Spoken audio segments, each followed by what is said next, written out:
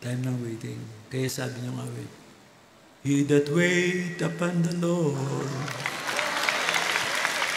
shall renew their strength. They shall mount up with wings as eagles. They shall run and not be weary. They shall walk and not faint. Teach me, Lord, the way.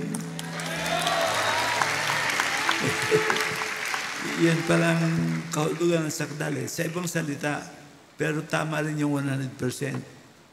Pero yung naghihingi ka sa Panginoon, pagka yung hinihingi mo, lagi mong hihingin, ibibigay sa iyo. Pag lagi kang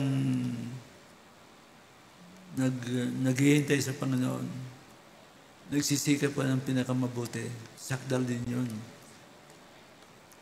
Kaya